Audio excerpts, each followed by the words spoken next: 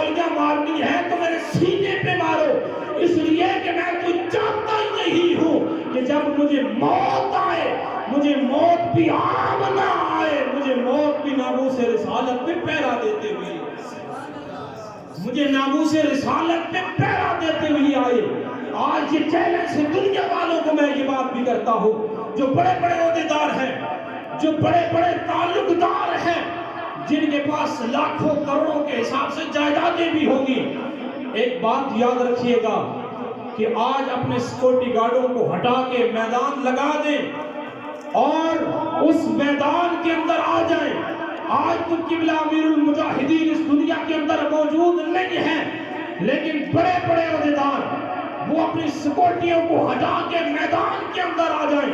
رب کی عزت کی قسم، وہ سیکورٹیوں کے بغیر بڑے بڑے عہدیداران وہ میدان کے اندر آئیں گے، رب کی عزت کی قسم کھا کے کہتا ہوں وہ جوتوں کے اندر ڈوب جائیں گے، لیکن ادھر امیر المجاہدین کا ایک جوتا لے کر آؤ، خالق کی کائنات نے انہیں اتنی عزت عطا فرمائی ہے وہ ایک جوتا پھولوں کے اندر ڈوب جائے گا۔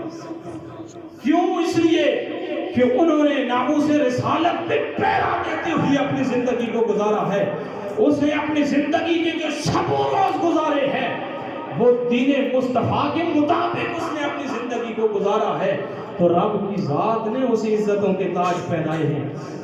کروڑوں کے حساب سے لوگوں کو اللہ کی ذات نے اس کے جنازے پہ بھیج دیا ہے۔ کیوں؟ اس لیے کہ جس بندے کا تعلق اللہ کی ذات کے ساتھ مضبوط ہو جاتا ہے، جس کا تعلق مصطفیٰ کی ذات کے ساتھ مضبوط ہو جاتا ہے، اللہ کی ذات اسے عزتیں عطا فرماتی ہے۔ اب دیکھنا یہ ہے کہ آج ہم لوگوں کا تعلق اللہ